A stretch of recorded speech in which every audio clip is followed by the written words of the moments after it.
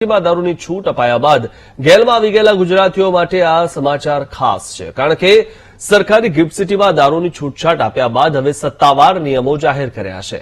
રાજ્યના ગૃહ વિભાગ દ્વારા ગિફ્ટ સિટીમાં દારૂની છૂટછાટ લઈને ગેઝેટ બહાર પાડ્યું.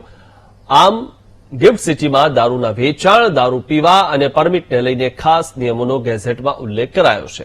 જે પ્રમાણે દારૂ વેચવાનું લાયસન્સ ધરાવતા ધારક, લીકરની પરમિટ ધરાવતા કે હંગામી પરમિટ ધરાવનારા સિવાય કોઈને દારૂ વેચી કે પરોસી નહીં શકાય. એટલું જ નહીં, લાયસન્સ ધારક લીકરનું સંચાલન અન્ય વ્યક્તિઓને નહીં આપી શકાય. એટલું જ નહીં, લીકરની દુકાન અને હોટેલમાં જ્યાં સીલબંધ દારૂ રાખવામાં આવે તે વિસ્તારમાં સીસીટીવી લગાવવા ફરજિયાત કરવાનો આદેશ કરાયો છે અને તમામ લાયસન્સ ધારકોને 3 મહિનાનું રેકોર્ડિંગ ફરજિયાત રાખવું પડશે. એટલું જ નહીં, હોટેલમાં દારૂ પીરસવાની જગ્યા સામાન્ય જગ્યાથી અલગ બનાવવી પડશે.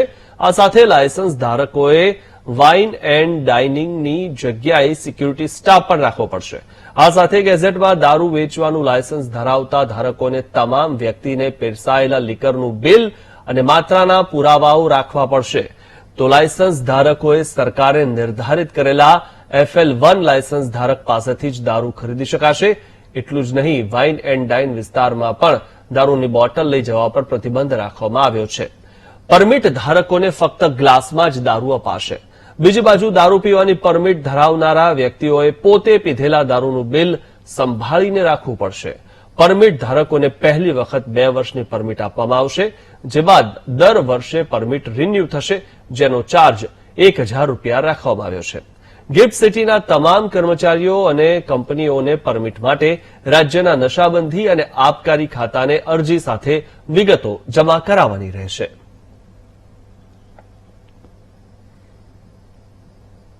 ગુજરાતમાં